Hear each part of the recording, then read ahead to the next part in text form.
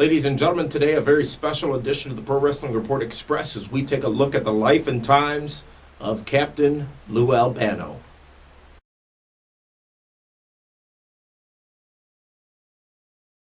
Welcome, ladies and gentlemen, to this very special edition of the Pro Wrestling Report Express. Damian Nelson sitting alongside David Hero and the man they call Meathead. Obviously, the sad news coming across the wrestling world yesterday was the passing of a legend and a man who had such a significant impact on professional wrestling. His name, Captain Lou Albano. Captain Lou Albano passing at the age of 76 years old just yesterday. And gentlemen, of course, so many great memories of Captain Lou. His time in World Wrestling Entertainment, WWF and WWF at the time, managing all the greatest tag teams of the day, appearing with Cyndi Lauper in videos on MTV, Girls Just Want to Have Fun, and also one half of the Super Mario Brothers on the cartoons on Saturday mornings. What a diverse character Captain Lou Albano was. And now, forget about the Goonies. He was in the absolutely Goonies. In the Goonies, the rubber bands. The movie, the Goonies? Yeah, he was in the Goonies and the video for the Goonies too. The rubber banded superstar. He did so much for the business. He had a great run. I mean, Lou Albano, if you think about it, the whole rock and wrestling thing, if it wasn't for Captain Lou, it may not have happened. Captain Lou, Cyndi Lauper, Wendy Richter. Fabulous Moolah. Mm-hmm. I mean, when they had Moolah versus Wendy Richter, and then you'd see Captain Lou training with Moolah, and he'd have the potato chips stuck in his beard, and he'd be pounding the beers, laying across the couch. I mean, you really hated the guy. You thought, God, what a pompous, whatever, and he really sucked you in, which then allowed you to be a part of Roddy Piper for the first time, and just how evil Roddy Piper was, and then Hulk Hogan, and the whole thing came together. But the person in the middle of it all was Captain Lou Albano. A 42-year career in which he managed 15 different tag teams to championship gold, and wrestled, starting off in tag team wrestling actually back in the day. He really defined the role of the manager, which is sort of ironic. We spent a lot of time talking about that on recent episodes of the Pro Wrestling Report, and now a man who I would say many would compare to a Bobby Heenan, a Jim Cornette, a Jimmy Hart, a Paul Dangerously as one of the greatest wrestling managers of all time, the original Sheik. And one of the things about a great heel, like Dave has mentioned, where you think he's a pompous ass, is all great heels, as we've mentioned on the show and Dave has mentioned, become the face. Because you've loved to hate him for so much, then you end up just getting rid of the hate part. All it took was for Piper to smash that record over Albano's head, and the world loved him. But it just goes to show you how important Lou Albano was. 18 tag teams he managed to championships, right? Or 15 tag and 3 intercontinental. Don Morocco, Greg Valentine, and Pat Patterson. And he was always put together with guys that couldn't talk. Which is what Captain Lou's he was a great talker. Right. He was captivating as He a had the speaker. Samoans, he had the British Bulldogs. Don Morocco was never a great talker. That's why they paired him up with Billy Graham afterwards. Greg Valentine was never, a great talker. So they put him in. Don't forget the Yukon Lumberjacks. Absolutely. I mean, so Albano was always used to make his teams better. And those guys were always in the main events. Back when tag team wrestling could be the main event, because mattered. you had such a star like Captain Lou Albano. And I still think back, every time I hear his name, I think back to him at ringside when they used to do the interviews in front of the ring. Vince McMahon would do them, and he's just all over the place. I mean, he was a wild man with the hair and the gut and the wild clothing. The rubber bands. It's like, are they stapled in his face? Right. It's like, what the hell? And to the very end, I mean, he hasn't been seen in public in quite a while, but to the end, he's still wearing that gimmick. Yeah, and when I think of Captain Lou Albano, I think of cartoon. I don't think of Mario Brothers so much. I think of the Rock and Wrestling cartoon. Because wasn't he on the good guys' side finally at that point? I would think so, yeah. I thought he was. I thought, because the team was led by Piper. That was the bad guys. And then, the team led by the good guys was Hogan and the captain.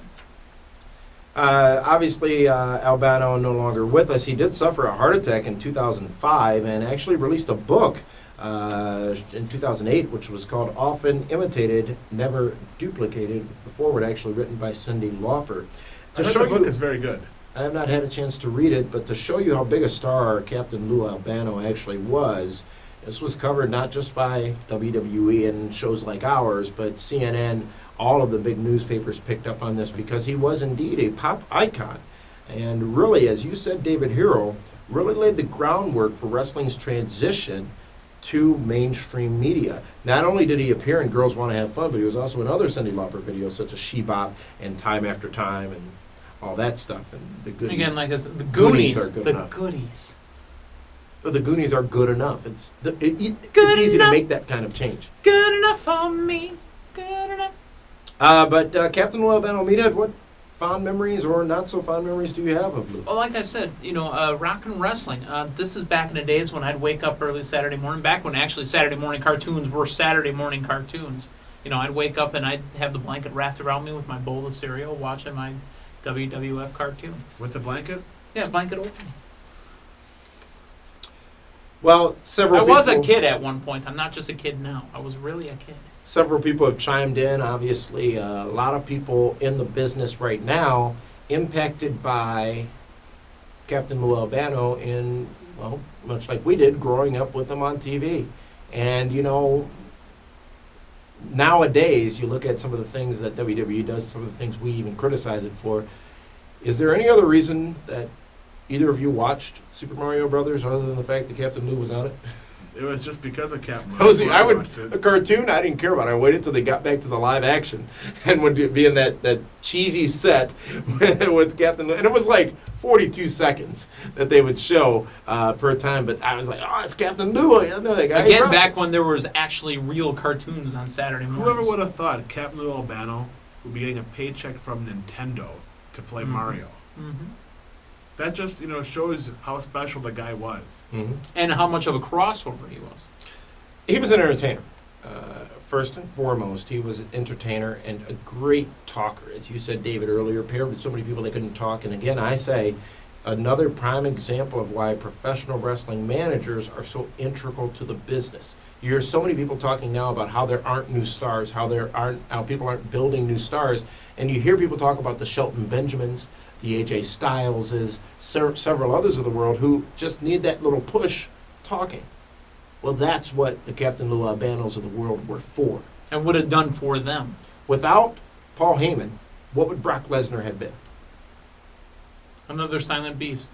A Snitsky. He wouldn't have gotten as far as he got. Snitsky. There was absolutely no doubt. A Snitsky. He could have been a Goldberg.